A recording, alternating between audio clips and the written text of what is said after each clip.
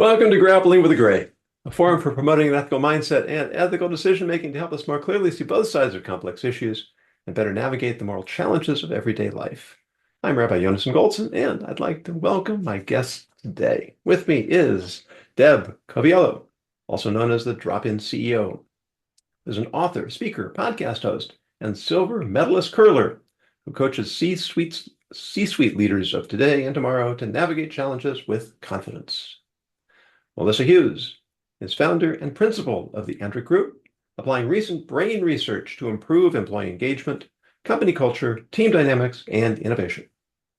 And Jolanta Pomiotlo is vice president of information technology for EXIF Worldwide, who manages innovative initiatives aimed at reducing operating costs, improving profit, and growing revenue. Thank you all for being with me today. Thank you, Yonason. Thank you for having us. It's a pleasure. And here is today's ethics challenge.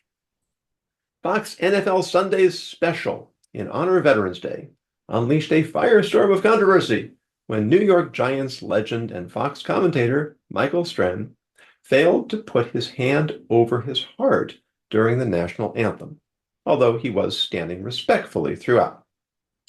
The son of a 23-year Army veteran, Mr. Strahan later explained that he was, quote, caught up in the moment, looking at all these young sailors standing there at attention before the national anthem played, and I'm thinking to myself how incredible it is to be that young. Friends from all corners have defended him as a patriot. Nevertheless, in the days that followed, Mr. Strahan has been accused of being unpatriotic, shameful, a disgrace, and hating America, with many having called for him to be fired from his job. From the time the Pledge of Allegiance was introduced in 1892, etiquette required you to raise your right hand, flip your palm down, and raise it toward the flag in a gesture not unlike a Nazi salute. With the rise of fascism in Europe, the U.S. Flag Code of 1942 dispensed with the salute and substituted placing the hand over the heart, almost as an afterthought. The code included placing the hand over the heart for the national anthem as well. However, common practice seems more concerned with standing respectfully and less concerned with where you place your hands. In September 2007, President Barack Obama was accused of not putting his hand over his heart during the Pledge of Allegiance. Fact checkers rushed his defense. Apparently, he did not have his hand over his heart for the pledge. Sorry, apparently he did have his hand over his heart for the pledge, then lowered it during the national anthem. If that was an acceptable answer to the president, why not for Michael Strahan? Have we become hypersensitive since Colin Kaepernick first took the knee rather than standing? Or is this just another case of cancel culture gone amok? The floor is open. I'll jump in here and say, yes, I think cancel culture has gone amok. I would say yes to that. One of the things that I find so often, and it's just a disconnect with humanity, we can interpret one's gestures in so many different ways, but going straight to the negative without seeking to understand. And he gave a perfectly good explanation that he was caught up in the moment. Quickly thinking about that, I think about, a kid that's at a baseball game and might forget to take his hat off, and a parent will forget to tell him, take your hat off, or they get so excited, or a little kid will do like this and won't sit still. Do we admonish them for being disrespectful to the national anthem, or do we educate, seek to understand and coach what might be better behavior? To go right and attack somebody out of the get without asking the question, or even have an interview with him, might have been a better solution than going to the negative commentary. And I'm sticking with that. Mm-hmm. Mm-hmm. I'll add to that. I agree with you on that, Deb. I think where I get frustrated is probably a good word.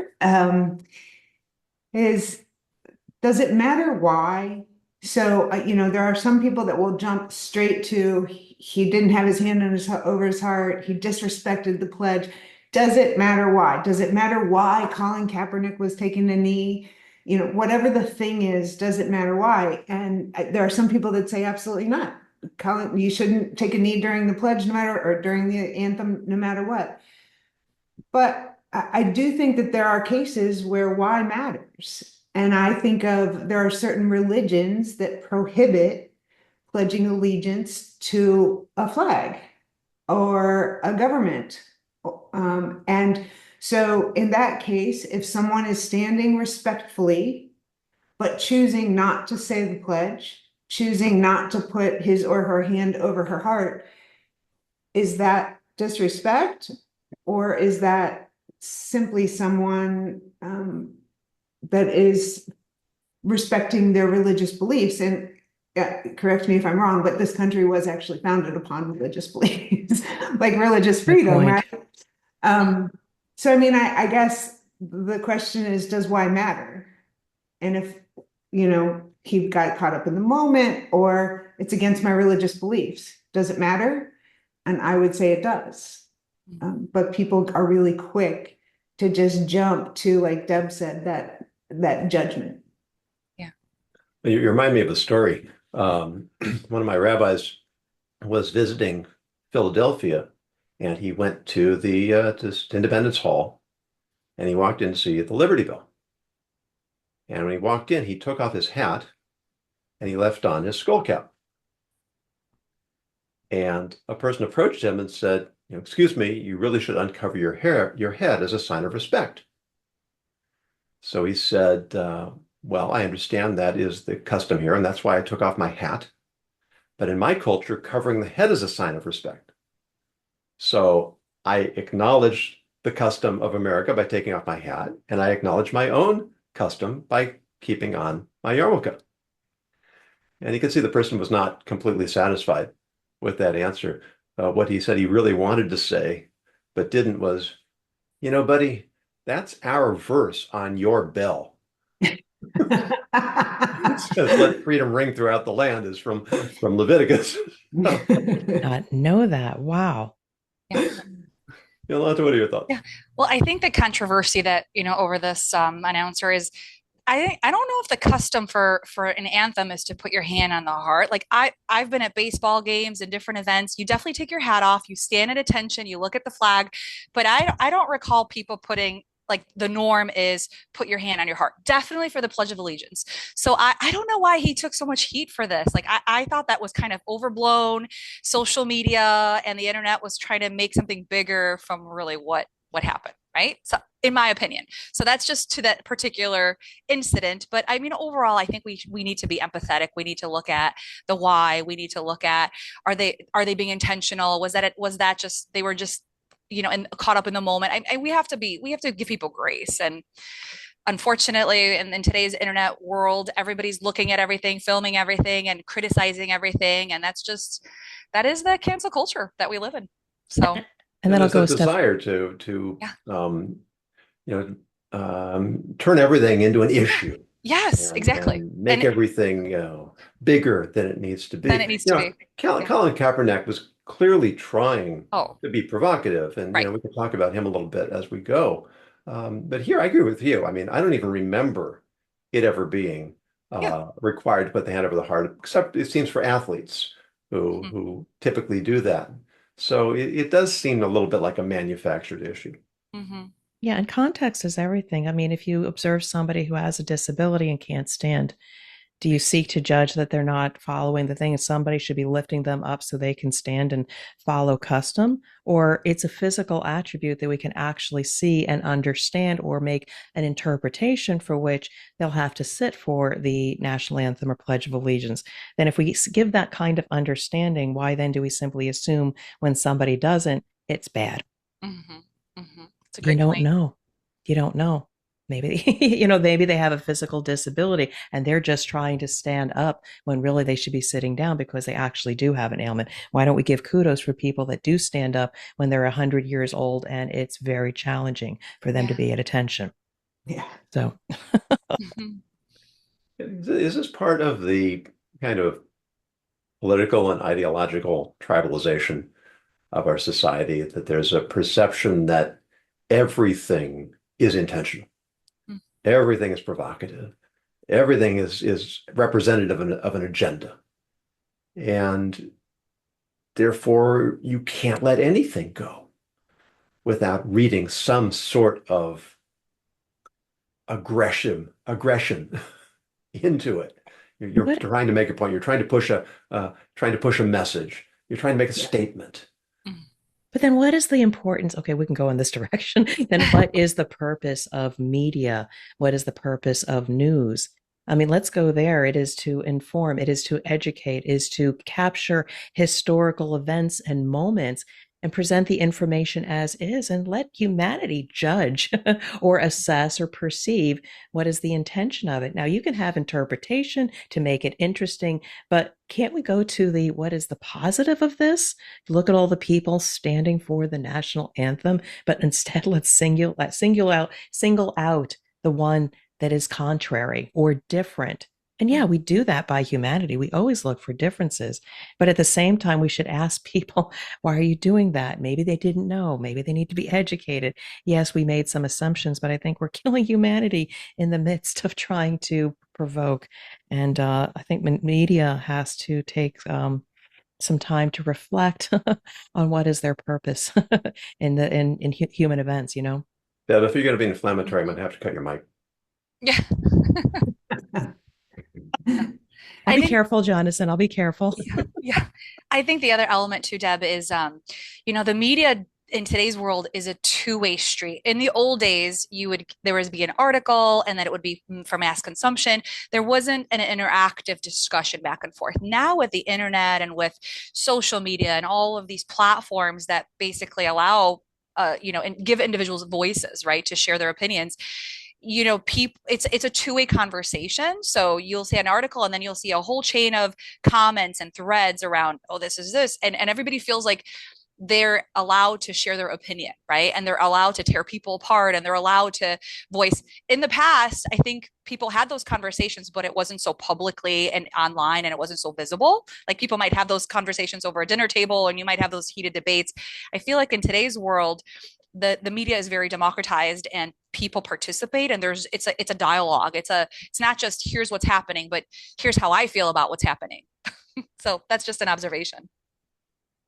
Yeah, I agree with that. I think a couple things are coming up for me. One is, I remember 100 years ago when I was a classroom teacher, and I taught kids. We were just starting to use Internet Explorer, was like a brand new thing, and we were teaching kids how to use Internet Explorer to research things. And I had to do a whole lot of education about just because it's on the internet doesn't make it true. Mm-hmm. And I'll never forget the article, the lesson that I used every single year was Alan November wrote an article called Teaching Zach to Think.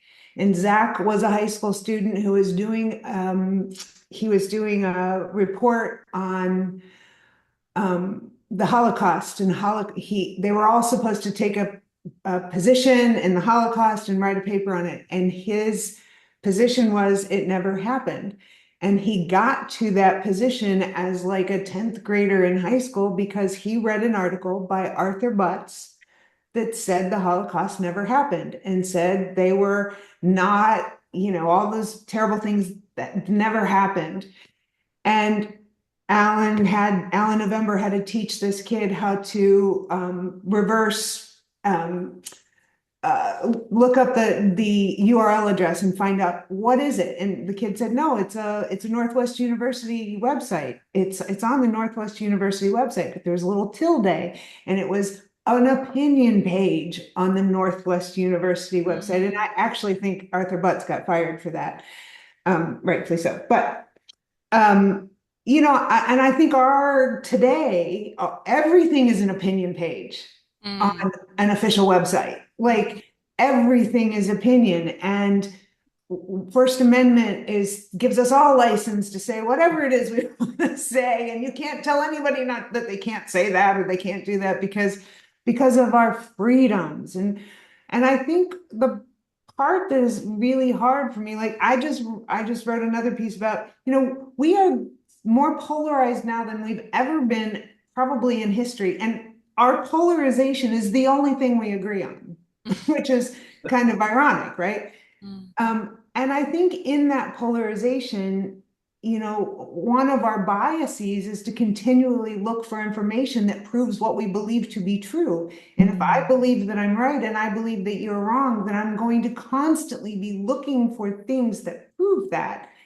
And not just looking for things, but sometimes the human brain, as amazing as it is faulty and flawed and fickle, and it will fabricate things to prove that I'm right and you're wrong, prove my position.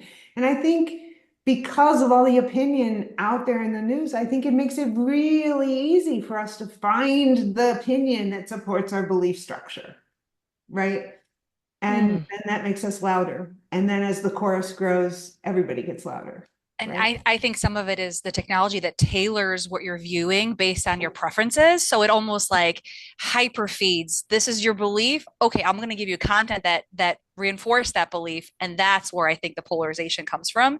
It's very they hone in on different attributes of individuals and their beliefs, and they just go all in terms of content. So you don't see a different perspective. You just see more of what you already believe.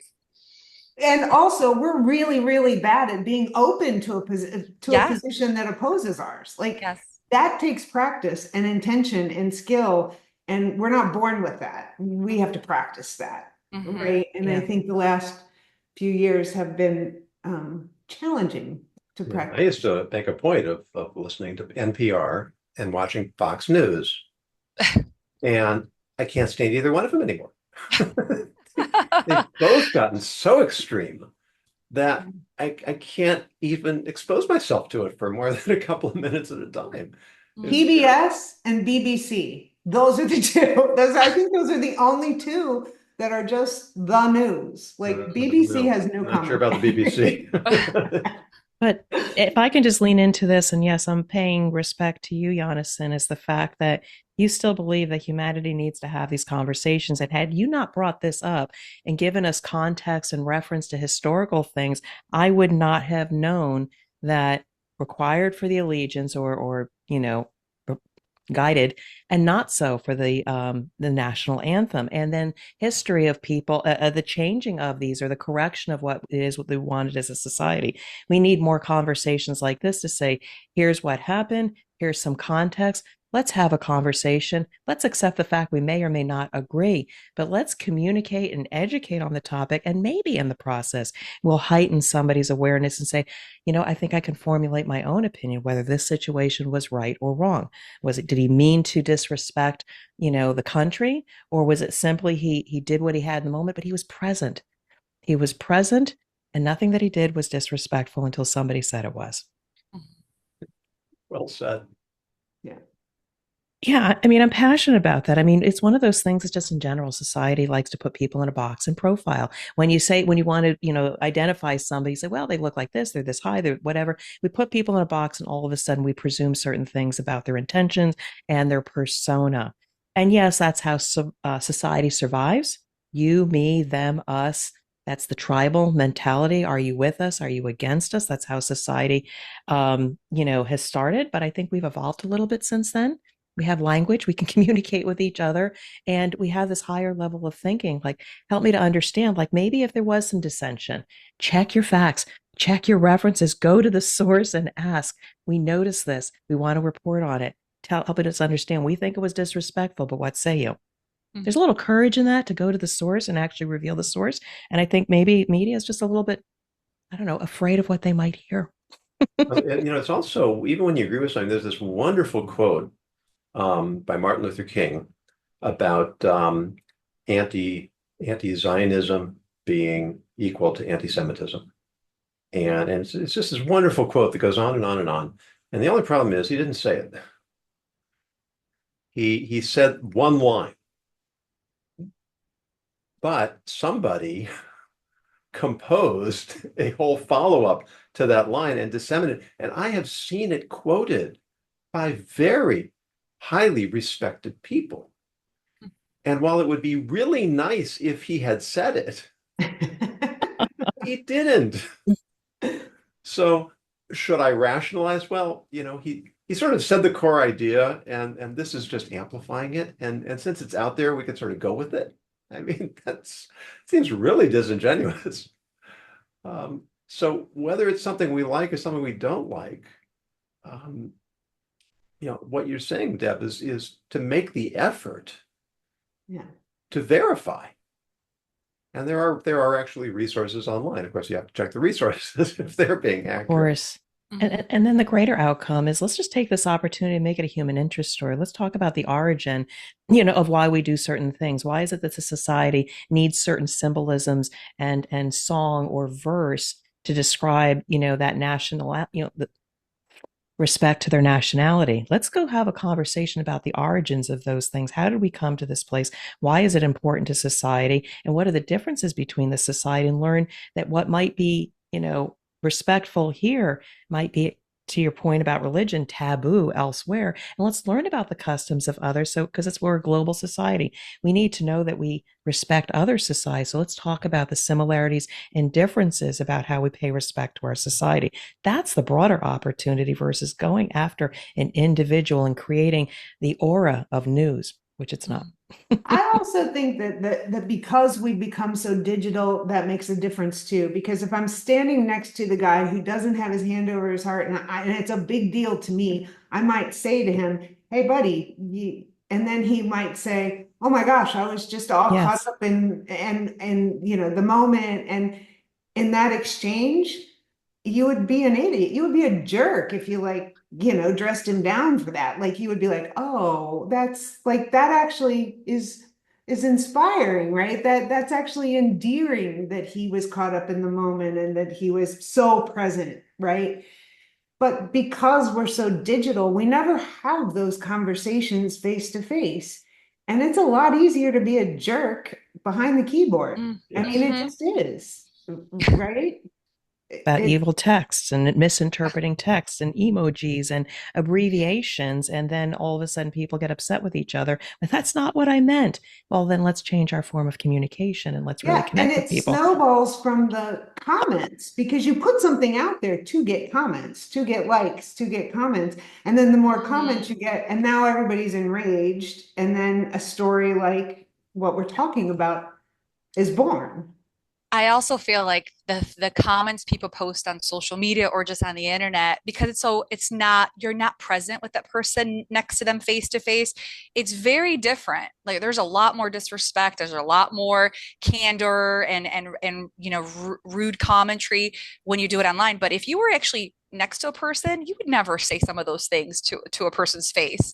So it's almost like this shield. I could say anything I want on the internet because I don't have to live with the repercussions of hurting somebody's feelings or seeing how they receive that message because I'm not there face to face to see that response. So there's something about that too. Yeah, agree. And I want to respond. There's like this dumbing down of humanity. Like it doesn't matter what you say. I mean, we are free to speak, but also understand the impact.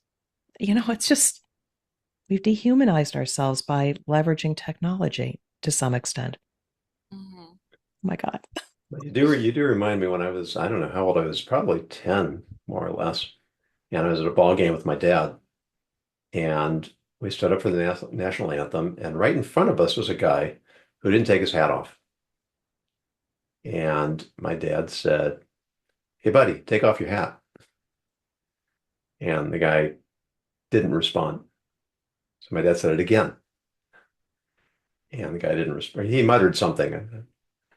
And my dad really lit into him, which was very out of character, out of character for my father. I mean, I could still visualize this whole thing, more than 50 years later.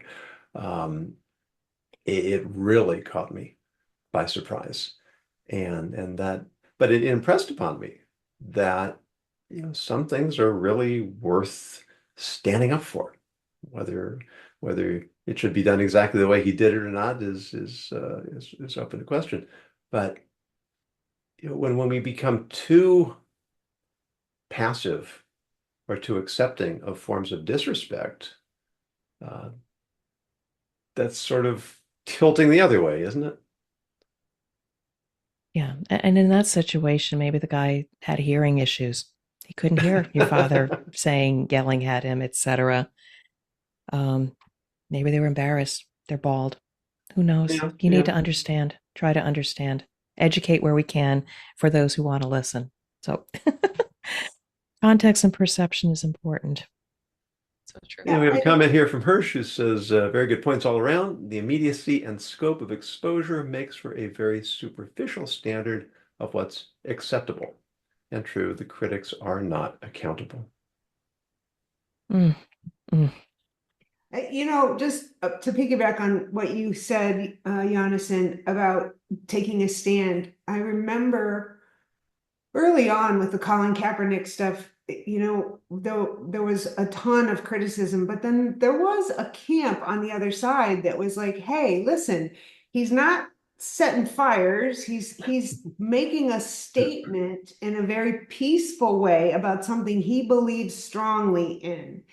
And whether or not you believe the vehicle that he picked was the right one, he was kind of setting an example to youth that if you believe something and you have a platform, you can use that platform to share what you think is important. And I think that didn't get enough press. I don't think that got enough play, because I do think that we have to teach our kids how to be active in a healthy way. So agree. Right? We're modeling a whole bunch of activism in a very unhealthy way a lot of times. And so is that a healthy way to express activism for a particular platform that you are, standing behind? I don't know. I've never heard anybody express that, and having had minimal exposure to anything positive or constructive, all I thought was, yes, it's about a movement. It's about, a demographic that may or may not be respected in a peaceful way that's expressing. But all I got from the news or the media was the negativism and the backlash for him expressing himself, when again, the broader opportunity is, how can one leverage the media for self-expression in a peaceful way? And you're right, that makes society and our youth scared to speak up, and they're our future. And if they're not going to speak up, who will? We don't want the media speaking up, but leverage it for good. So I never thought about it that way. That did anybody talk to him about his views and why? Maybe there was a personal note. So maybe something tragic happened in his background, and it was just this quiet way of expressing. Whether I agree or disagree, did we ever have the conversation to understand? Yeah, there really is an interesting backstory there, because I was very offended by it. And I still can't say that I endorse it or approve of it. But apparently he was planning on staying seated for the pledge. And a friend of his said, you shouldn't do that. People will not interpret it properly. What you should do is find another form of showing respect. And he suggested kneeling down as a form of an alternative form of respect. And when I heard that, it really did reframe the whole thing. I still don't like it, and I'm still not sure I endorse it, but at least I can see it in a more positive light now. It wasn't just a kind of rejectionism of American values and society. It was intended to be something more nuanced than that.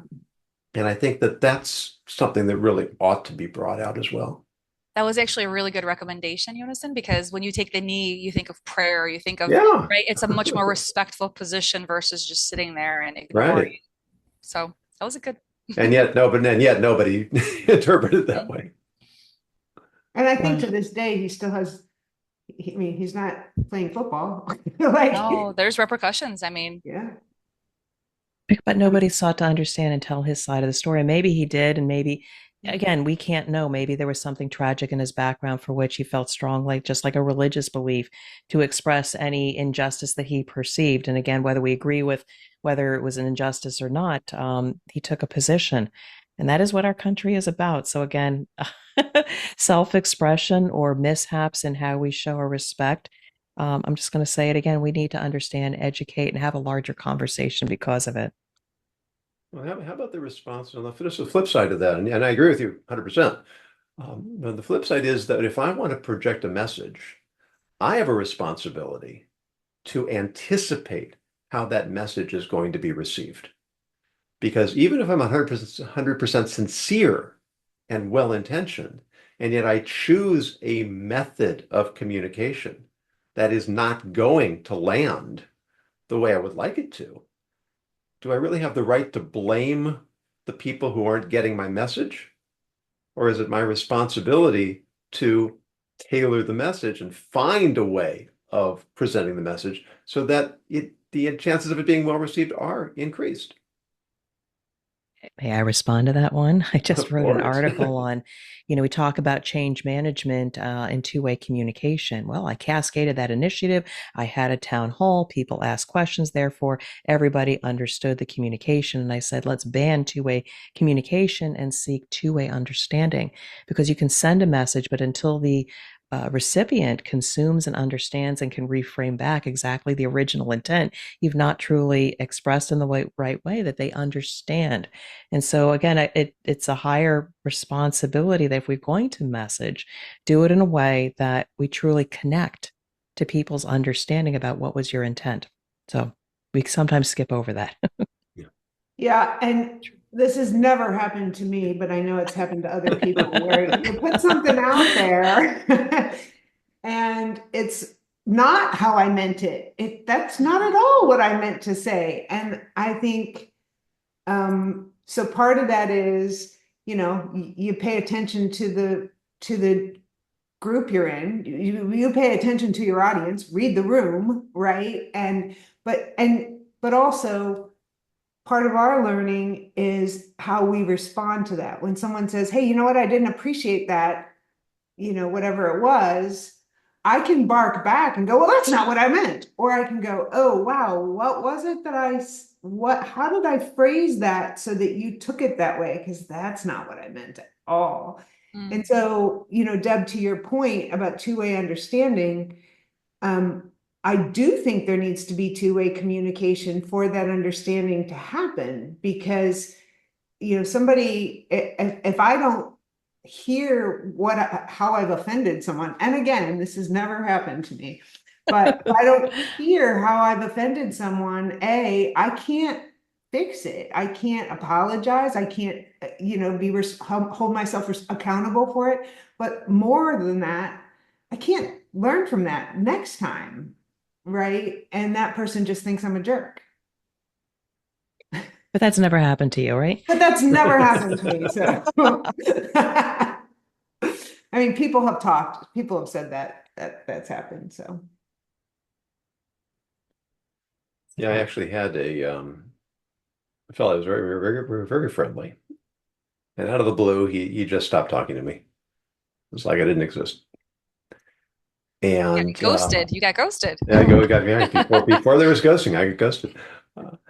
And I had a lot of things distracting me at the time, and I just didn't have the the gumption to pursue it, which I should have, but I didn't. And it was probably a year or two later. He stopped by. I remember it was the eve of Rosh Hashanah, and he dropped by with his big fruit platter with a note saying it's time to let bygones be bygones. And I still had no clue what happened. And so at that point, I did approach him. I said, "Listen, I'm glad things are back on keel, but I have no idea what was it that was so upsetting to you." And it was something that was so minuscule. I mean, it's just so overblown.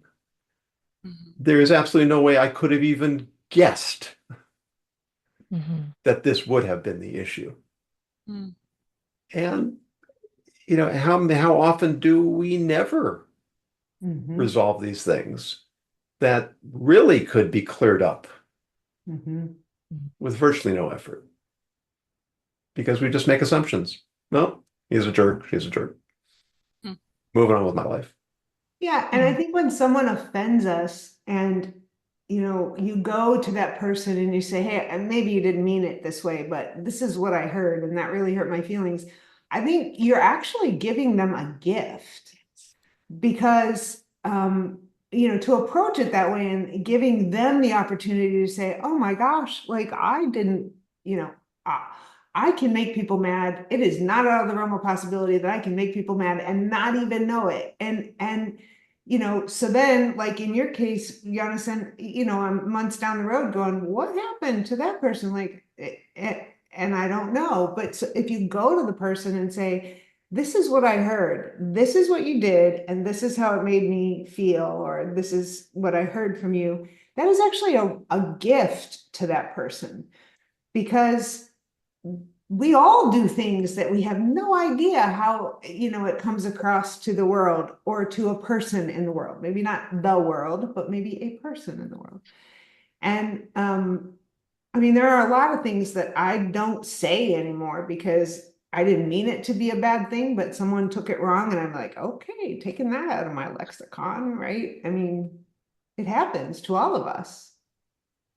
Yeah, it's a shame. Without having that conversation, you forever, could change your persona and how you show up in the world. I know for a long time, I tell the story on my podcast where I was in a meeting with higher ups and my boss.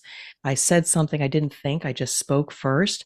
The room went silent. I didn't understand the silence, and then the meeting proceeded. And later on, my boss took me aside and says, "You shouldn't have said that." And I said, "What shouldn't I have said?" And they explained, why it was inappropriate given the audience and what we were doing. I said, "Okay."